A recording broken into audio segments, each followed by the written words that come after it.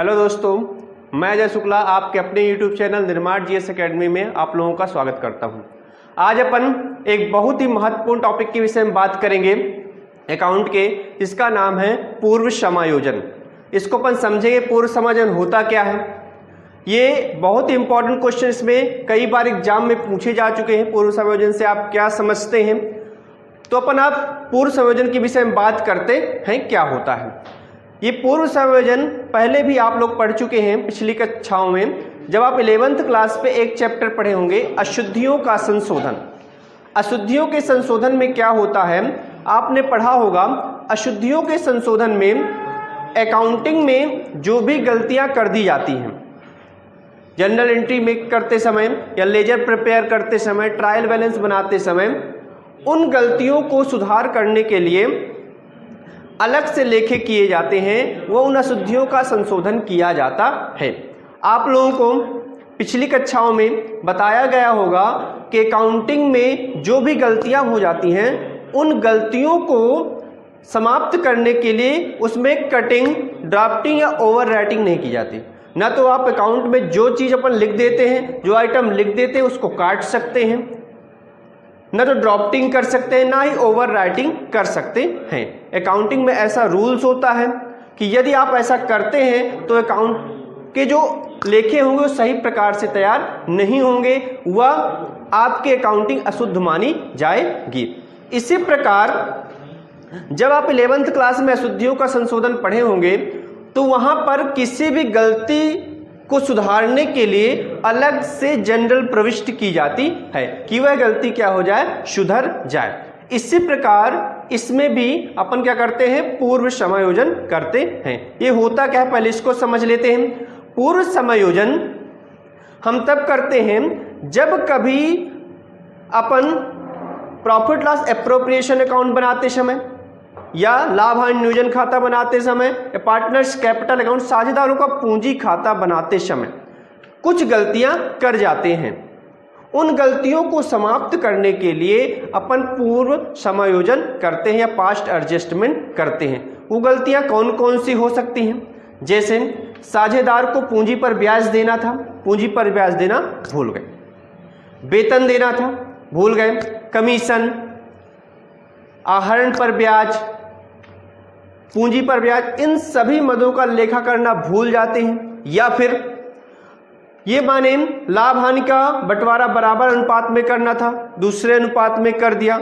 इन सब गलतियों को समाप्त करने के लिए पूर्व समायोजन किया जाता है। पूर्व समायोजन के द्वारा जो भी गलतियां हो जाती हैं, उन गलतियों क्या कर देते हैं, अपन समाप्त कर देते हैं। देखिए अपन समझते हैं, मैंने पीछे लिख भी रखा है बोर्ड में कि पूर्व समायोजन क्या होता है। कभी कभी साझेदार पूंजी खाता बंद होने के पश्चात यह पता चलता है कि खाते में कुछ लेखे करने चाहिए थे, वे छूट गए हैं। हमको कुछ लेखे करने थे लाभ हानि नियोजन खाते में या फिर पूंजी खाते में, वो लेखे करना क्या हो गया, छूट गया। जिस कारण से कि खाते में कुछ लेखे करने चाहिए थे वे छूट गए, या फिर जो लेखे नहीं करने चाहिए थे वे भूलवश कर दिए गए, या फिर कुछ ऐसे लेखे थे जिनको नहीं करना चाहिए था और अपन ने भूलवश कर दिया। मान लीजिए पूंजी पर ब्याज हमको नहीं देना था और हमने गलती से साझेदार को पूंजी पर ब्याज दे दिया। लाभ हानि का बंटवारा बराबर अनुपात में करना था, अपन ने दूसरे अनुपात में कर दिया। इन सब परिस्थितियों में उन खातों के परिवर्तन करने की बजाय सुधार के लेखे कर दिए जाते हैं। तो ऐसी दशा में उन खातों में परिवर्तन नहीं करते, जैसे लाभ हानि नियोजन खाता हो गया, साझेदारों का पूंजी खाता हो गया। इन खातों में परिवर्तन नहीं किया जाता, बल्कि क्या किया जाता है, सुधार के लेखे कर दिए जाते हैं, जिसके प्रभाव से अशुद्धियां ठीक हो जाती हैं। इसके प्रभाव से क्या हो जाता है, जो अशुद्धियां अपन ने गलतियां की हैं वो क्या हो जाती हैं, ठीक हो जाती हैं। ये छूट जाने वाली लेखे निम्न प्रकार के हो सकते हैं, जैसे पूंजी पर ब्याज लगाना भूल जाना, वेतन व कमीशन देना भूल जाना, लाभ हानि का वितरण गलत अनुपात में कर दिया गया हो, यानी अपन को लाभ हानि का बंटवारा बराबर अनुपात में करना था, गलती से अपन दूसरे अनुपात में कर दिया हो, साझेदारों की ओर से किया गया व्यय फर्म का व्यय मान लिया गया हो, साझेदार ने कुछ व्यय किए हो, उस व्यय को अपन ने फर्म का व्यय मान लिया गया हो, ये सब जब गलतियां होती हैं, इन गलतियों को समाप्त करने के लिए अपन पूर्व समायोजन करते हैं।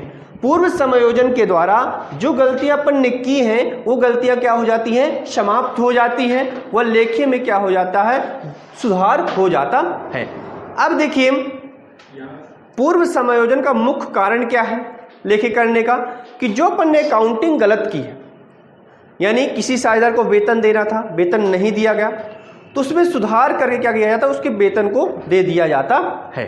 तो इन सभी मदों का लेखा करने से क्या होता है, जो हमने गलतियां की हैं वो क्या हो जाती हैं, सुधर जाती हैं। ये जो मैंने आपको लिख के दिया हुआ है, इसकी आप स्क्रीनशॉट लेके इसको आप लिख लीजिएगा, नोट डाउन कर लीजिएगा, क्योंकि एक क्वेश्चन बहुत इंपॉर्टेंट है, वो पेपर में कई बार पूछा गया है। तो आप लोग इसका स्क्रीनशॉट ले सकते हैं और स्क्रीनशॉट करने के बाद इसको आप लिख सकते हैं।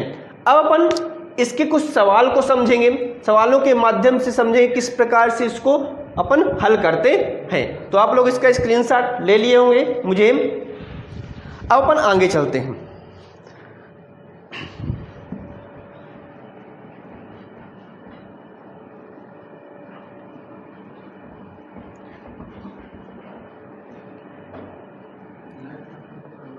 देखिए अपन थोड़ा समझ लेते हैं पूर्व समायोजन गलती क्या होती है। मैं एक उदाहरण के माध्यम से आपको समझाता हूं कि कौन कौन सी गलतियां हो सकती हैं। मान लिए दो साझेदार हैं ए और बी, दो साझेदार हैं ए और बी। इन्होंने पूंजी लगाई कैपिटल 20,000 रुपए ए के द्वारा व 10,000 रुपए बी के द्वारा। सैलरी, पहले अपन बात करते हैं इंटरेस्ट ऑन कैपिटल 10% मिलना था। इसके बाद सैलरी बी को 400 रुपए पर मंथ मिलना था। वह फर्म का जो प्रॉफिट हुआ, फर्म का प्रॉफिट हुआ आपके 10,000 रुपए। ये क्वेश्चन है, दो साझेदार हैं ए और बी, इनकी जो पूंजी है 20,000 रुपए ए की है और 10,000 रुपए बी की। इंटरेस्ट ऑन कैपिटल अपन को 10% के हिसाब से देना है। वह सैलरी 400 रुपए पर मंथ बी को मिलती है, ए को कोई सैलरी नहीं मिलती। और जो प्रॉफिट है फर्म का वो 10,000 रुपए है। और जो अपने लाभ हानि का बंटवारा करते हैं वह करते हैं इक्वल रेशियो में। अब क्वेश्चन में अगर बात करें तो इंटरेस्ट ऑन कैपिटल आता है आपका 2,000 रुपए। इसी प्रकार इसका निकालोगे तो आ जाएगा 1,000 रुपए। अगर बी को सैलरी मिलती है, वेतन मिलता है, तो हो जाएगा 12,4,48 रुपए। और लाभ हानि का बंटवारा अपन को इक्वल रेशियो में करना है, यानी 1/2 और 1/2। ये रहा आपका क्वेश्चन।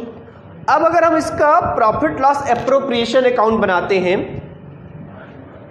तो प्रॉफिट लॉस एप्रोप्रिएशन अकाउंट बनाते समय ध्यान से देखिए क्या गलती हो सकती है। यहां पर सही बात करते हैं, राइट की प्रॉफिट लॉस एप्रोप्रिएशन अकाउंट किस प्रकार से अपन तैयार करें। तो प्रॉफिट लॉस एप्रोप्रिएशन अकाउंट बनाते समय जो इंटरेस्ट ऑन कैपिटल है वो लिखा जाएगा सबसे पहले, to interest on capital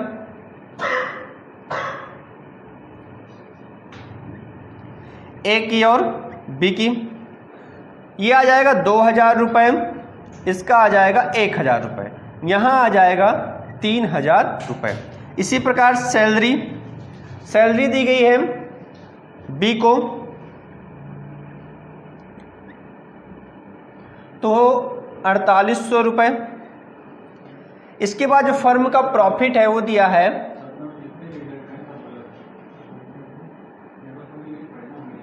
by net profit.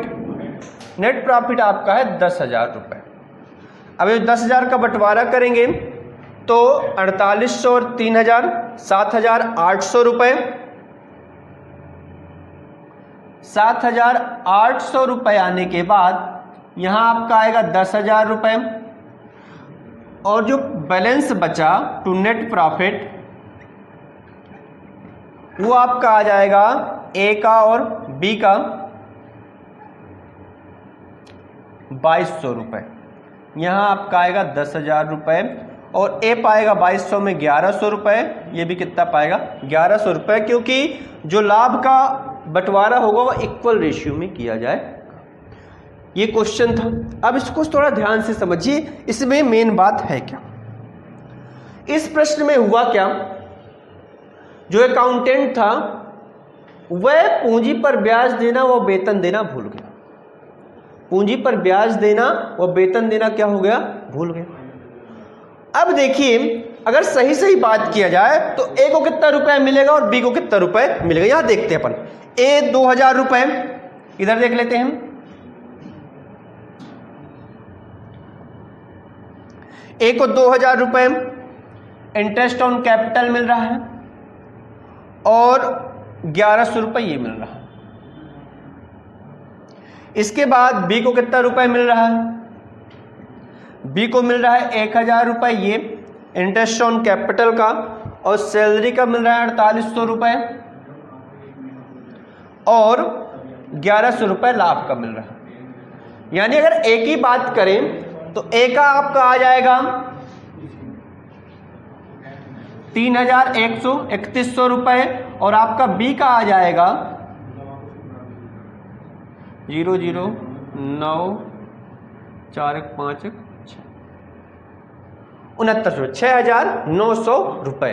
अब यहां बात ध्यान से देखिए, यदि अपन ना तो पूंजी पर ब्याज दिए होंगे और ना ही प्रॉफिट सैलरी दी गई होगी साझेदारों को, तो जो लाभ हानि का बंटवारा रहा होगा बराबर बराबर अनुपात में किया होगा अपन ने। जो 10,000 रुपए है, ये 10,000 रुपए में ए को मिला होगा 5,000 रुपए और बी को मिला होगा 5,000 रुपए। अब बात यहां समझने की ये है कि बी को मिलना चाहिए था 6,900 रुपए, मिला कितना 5,000। ए को मिलना चाहिए था 3,100 रुपए, मिला कितना 5,000। मतलब ए को यहां फायदा हो रहा है, बी को क्या हो रहा है, नुकसान हो रहा है। लेकिन अपन ने साझेदारी संलेख में लिख के रखा हुआ है कि यदि जो हमने पूंजी लगा रखी है उस पूंजी पर हमें 10% से ब्याज चाहिए, बी को वेतन देना ही देना है। ये अपन साझेदारी संलेख जब बनाते हैं तब पहले ही तय हो जाता है कि हमें लाभ हानि का बंटवारा किस अनुपात में करना है, हमें वेतन कितना देना है, कमीशन का क्या रेट है। इन सभी मदों को पहले ही क्या कर लिया जाए, डिफाइंड कर लिया जाता है साझेदारी संलेख में। और यदि हम साझेदारी संलेख का पालन नहीं करते हैं तो ऐसी दशा में क्या होता है, हमारा व्यवसाय अवैध माना जाता है। साझेदारी संलेख इसी उद्देश्य से तैयार की जाती है कि जो अपन ने गलतियां की क्या कर दिया, उसमें सुधार कर दिया जाए।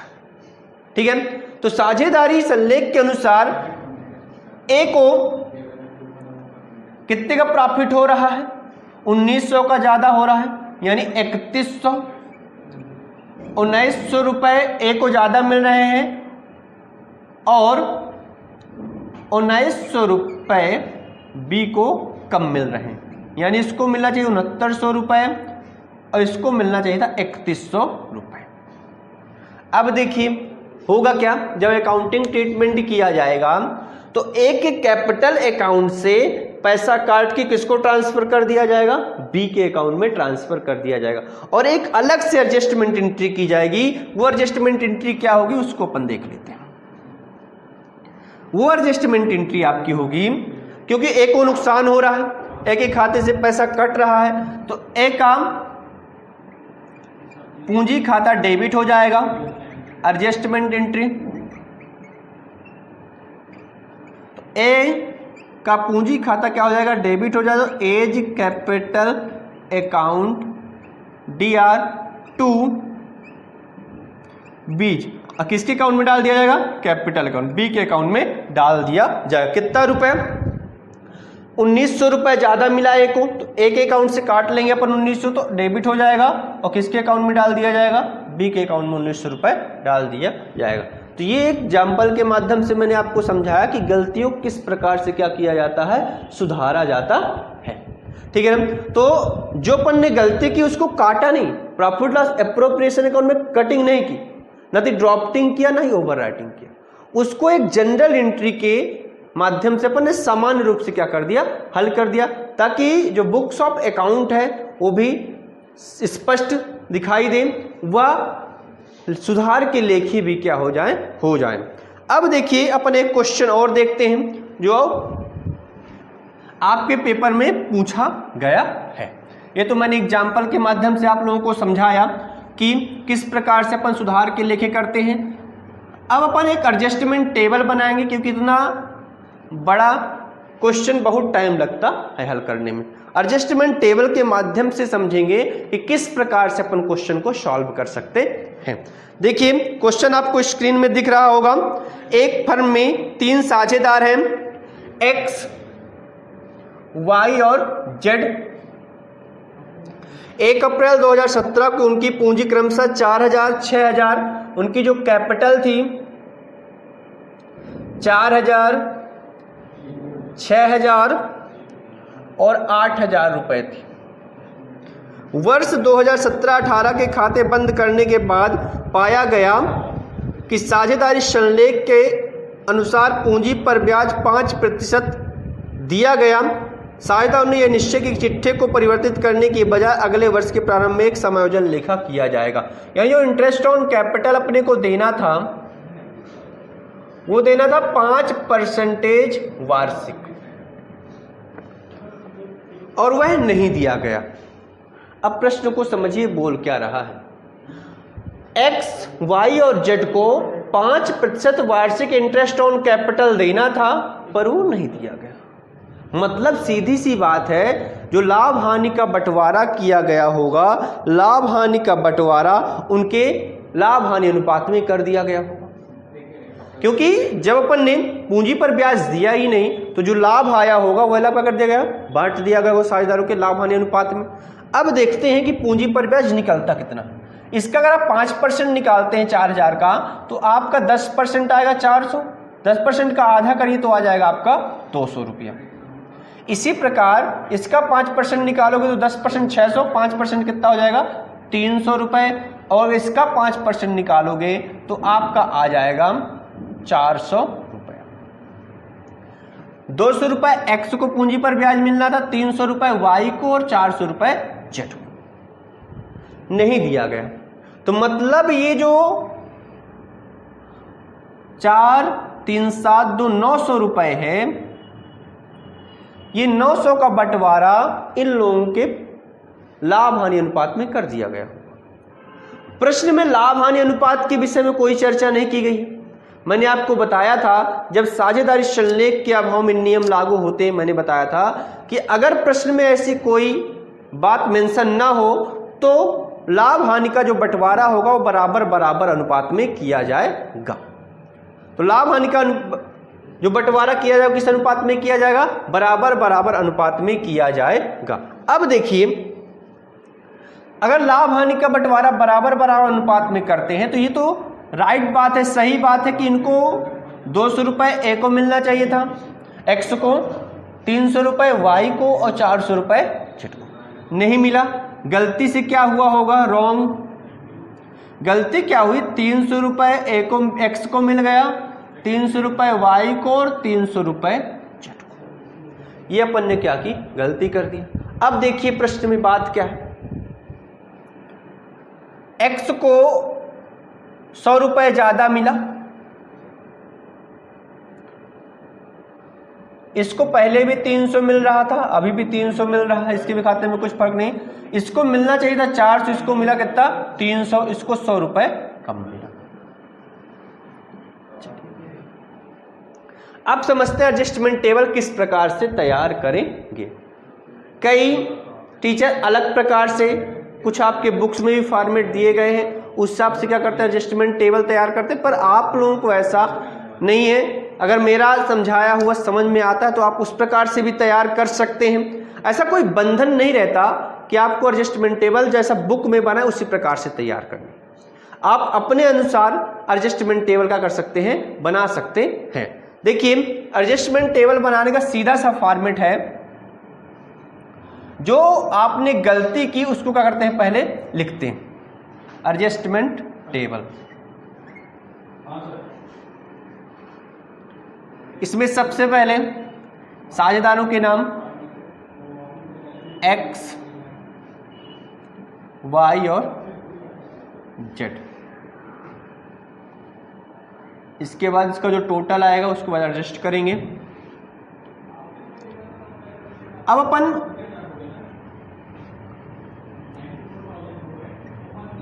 जो गलती की उसको पहले लिखते हैं, रॉन्ग।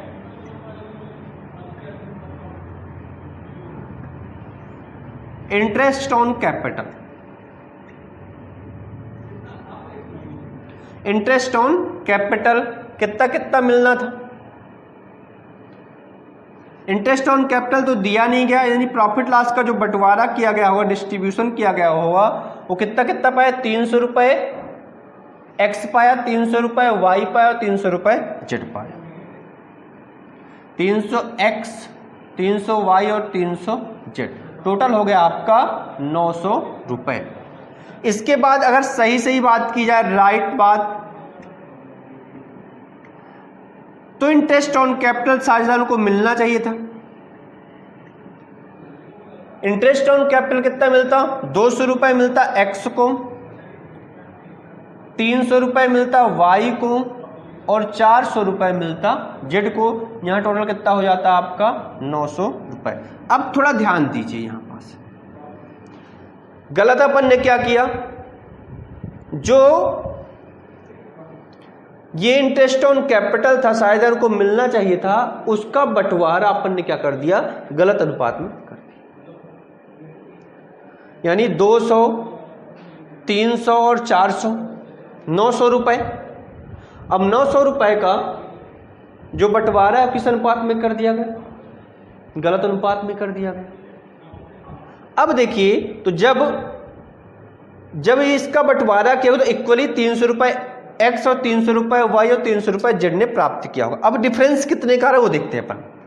डिफरेंस आ रहा है यहां एक्स को 100 रुपए ज्यादा मिले, प्लस में इसमें कोई अंतर नहीं, पहले भी 300 पा रहा, अभी भी 300 पा रहा है, इसको 100 रुपए कम मिले।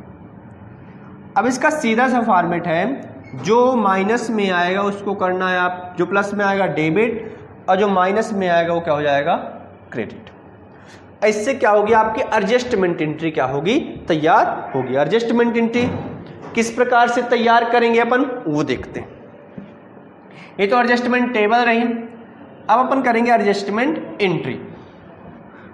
एक बार फिर ध्यान से देख लीजिए, जो प्लस पे आएगा उसे करना है आपको डेबिट, जो माइनस में आएगा उसे क्या करना है आपको, क्रेडिट। जो प्लस में आएगा उसे करना है डेबिट और जो माइनस में है उसे क्या करना है, क्रेडिट। इसका मतलब क्या है कि ये पाना चाहिए तो 200 रुपए, पाया कितना, 300, मतलब 100 रुपए इसके खाते से काट के किसके खाते में ट्रांसफर किए जाएंगे, जेड के खाते में।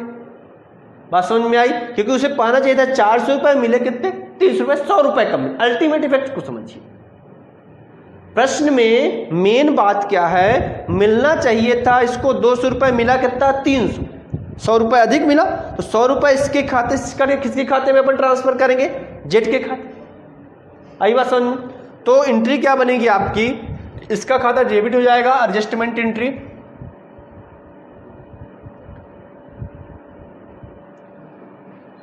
एडजस्टमेंट एंट्री आपकी बनेगी, एक्स का खाता डेबिट, तो एक्स कैपिटल अकाउंट DR2 किसे खाते में अपन ट्रांसफर करें, जेड के, तो जेड का कैपिटल अकाउंट क्या हो जाएगा, credit. Z capital account being adjustment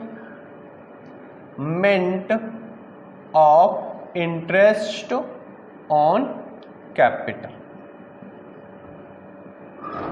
अब देखिए 100 रुपए एक्स के खाते से काट के किसके खाते अपन ने ट्रांसफर कर दिया, जेड के खाते में अपन ने क्या कर दिया, इसको ट्रांसफर कर दिया।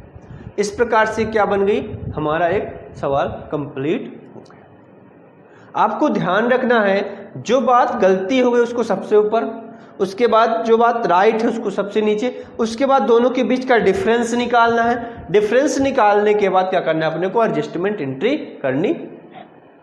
तो ये रहा क्वेश्चन, बहुत इंपॉर्टेंट क्वेश्चन है, कई बार पेपर में पूछा जा चुका है। तो मेन क्या है, इस एंट्री के लिए इतना बड़ा एडजस्टमेंट अपने को करना पड़ा।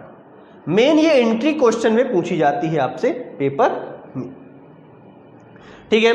तो ये बात रही आपकी समायोजन की। पूर्व समायोजन में किस प्रकार से जो गलतियां हो जाती हैं, उन गलतियों को अपन किस प्रकार से सुधार सकते हैं। एक क्वेश्चन और अपन देख लेते हैं, इंपॉर्टेंट क्वेश्चन है, उसके बाद अपन इस लेक्चर को समाप्त करेंगे। देखिए क्वेश्चन कौन सा है, क्वेश्चन नंबर आप लोग देखिए 30, वैसे आपकी किताब में शिलाल में होगा। क्वेश्चन नंबर 30 देखिए, क्वेश्चन नंबर 30 में है क्या, आपको स्क्रीन में दिख रहा होगा क्वेश्चन नंबर 30। सॉरी,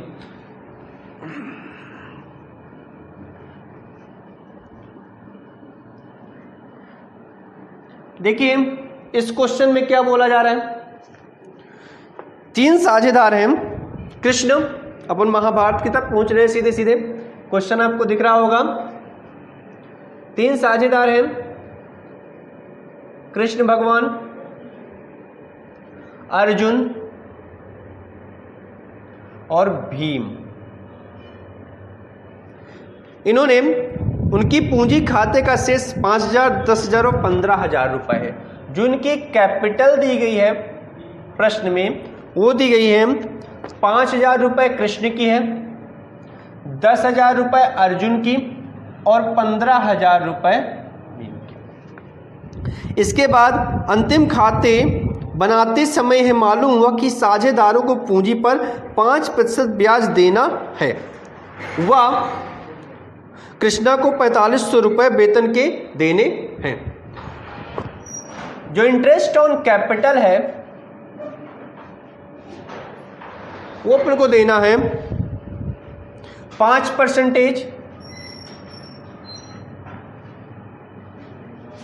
और इसके बाद कृष्णा को 4500 रुपए वेतन के देने हैं। कृष्णा को सैलरी किसको मिल रही है, सैलरी मिल रही है कृष्णा को 4500 रुपए। इसके बाद ब्याज व वेतन की व्यवस्था किए बगैर लाभ व हानि को साझेदारों के मध्य बांटा गया। उपरोक्त त्रुटियों के लिए समायोजन प्रविष्ट कीजिए। जबकि फर्म का लाभ 6,000 रुपए है, जो फर्म का प्रॉफिट दिया गया है वो कितना दिया गया है, 6,000 रुपए दिया गया। अब देखिए अपन बात करते हैं, अगर इसका 5% निकालते हैं इंटरेस्ट ऑन कैपिटल, तो आपका आ जाएगा, इसका 10% आएगा आपका 500 को आधा करोगे तो आ जाएगा 250 रुपया। इसका अगर आप निकालते हो तो आ जाएगा 500 रुपये, और अगर इसका निकालेंगे तो आ जाएगा 750 रुपये इंटरेस्ट ऑन कैपिटल। इसके बाद 4500 रुपये वेतन किसको मिल रहा है, कृष्णा को मिल रहा है। फर्म का प्रॉफिट 6,000 रुपये। अपन क्या तैयार करेंगे, सबसे पहले एडजस्टमेंट टेबल। एडजस्टमेंट टेबल किस प्रकार से तैयार होगी उसको अपन देख लीजिए।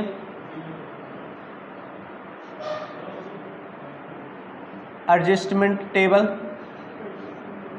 सबसे पहले आपने बताया कि सबसे पहले अपन को करना है क्या है, तीनों साझेदारों के नाम कृष्णा, अर्जुन और भीम। इसके बाद टोटल आएगा आपका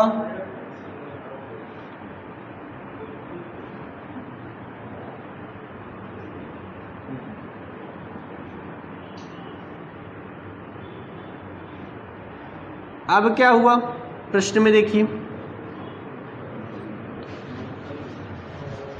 सही अगर देखते हैं तो कितना मिलना चाहिए था, रॉन्ग अपन ऊपर लिख लेते हैं। पहले अपन राइट करते हैं क्या हुआ। अगर अपन राइट करें सबसे पहले,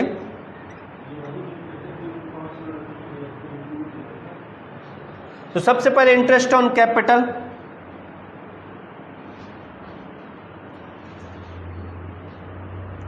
इंटरेस्ट ऑन कैपिटल कितना मिलना था, 250 रुपए कृष्ण को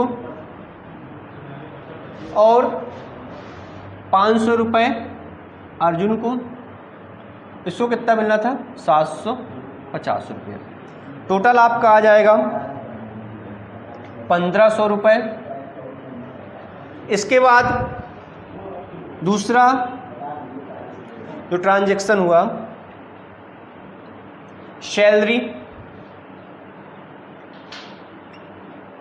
सैलरी मिली कृष्ण को 4500 रुपये।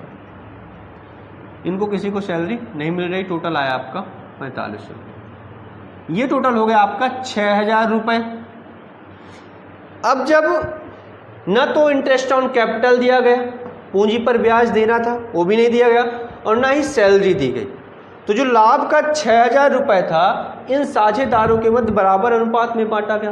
कि प्रश्न में लाभ हानि अनुपात के विषय में चर्चा नहीं की गई कि लाभ हानि का बंटवारा हमें किस अनुपात में करना है। जब ऐसा न दिया हो तो लाभ हानि का बंटवारा पर क्या करेंगे, बराबर अनुपात में करेंगे। यानी अगर बात किया जाए बराबर अनुपात पे, तो जो प्रॉफिट लॉस का डिस्ट्रीब्यूशन था वो 2000 रुपये कृष्ण को मिलता, 2000 रुपये अर्जुन को और 2000 रुपये भीम को। यहाँ टोटल आता आपका 6000 रुपये। अब प्रश्न की लैंग्वेज को थोड़ा और समझिए डीपली, जो प्रश्न बोल क्या रहा है उसको समझना है अपने।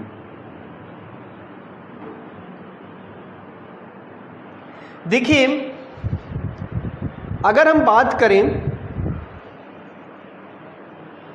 तो 4500 रुपये सैलरी मिलना था कृष्ण को और 250 रुपये इंटरेस्ट ऑन कैपिटल के मिलता, मतलब 4750 रुपये कृष्ण को टोटल मिलना था 4750 रुपये। मिले कितने 2000 रुपये, बहुत बड़ा घपला। 2750 रुपये का मिलना चाहिए था उसको, सही अगर बात किया जाए तो मिलना चाहिए था 4750 रुपया। मिला बेचारे कितना 2000 रुपये। कितना कम आया, उसका जो प्रॉफिट आया कम वो आया 2750 रुपये। इन दोनों को प्लस किया तो आया 4750, 4750 में 2000 माइनस किया तो आया 2750 माइनस में। अब अर्जुन को मिलना था 500 रुपये, मिल कितना गया 2000 रुपये, ज़्यादा मिला। अर्जुन को मिलना था 500 रुपये, मिला कितना 2000, कितना ज़्यादा मिला 1500 रुपये, यानी प्लस में आ रहा है इसका कितना 1500 रुपये। इसी प्रकार भीम को मिलना था 750 रुपये, मिले कितने 2000, कितना ज़्यादा मिला 1250 रुपये। अब यहां बात को समझिए, यहां प्लस भी आ रहा है कि अर्जुन को 1500 रुपये ज़्यादा मिले और भीम को 1250 रुपये ज़्यादा मिले। कम कितना मिला 2750 रुपये कृष्ण को। एक बात और यहाँ नोट कर सकते हैं आप, 1500 और 1250 अगर प्लस करेंगे तो 2750 ही आएगा। मतलब जो पैसा कृष्ण को मिलना था वो किनके खाते में चला गया अधिक अर्जुन और भीम के। तो अब क्या करेंगे, कृष्ण का पैसा वह लोग क्या करेंगे वापस करेंगे। कृष्ण का पैसा क्या करेंगे वापस करेंगे। मतलब क्या हुआ, इसका अकाउंट माइनस में है तो कहाँ जाएगा क्रेडिट में, इनका कहाँ जाएगा डेबिट में, इनका कहाँ जाएगा डेबिट। मतलब क्या हुआ, इनके खाते से पैसा निकाल कर किसके खाते में ट्रांसफर किया जाएगा, कृष्ण के खाते में ट्रांसफर किया जाएगा। क्योंकि कदापि ऐसा नहीं हो सकता, क्योंकि साझेदारी शल्लेख में मेंशन है कि इंटरेस्ट ऑन कैपिटल 5% मिलना है, वह सैलरी कितनी मिलनी है 4500 रुपये कृष्ण। अपन साझेदारी शल्लेख को तोड़ नहीं सकते क्योंकि साझेदारी क्या हो जाएगी अवैधानिक हो जाएगी। अब इसकी एडजस्टमेंट एंट्री कैसे होगी उसको अपन देखते हैं। एडजस्टमेंट एंट्री किस प्रकार से होगी, देखिए एडजस्टमेंट एंट्री किस प्रकार से अपन करेंगे।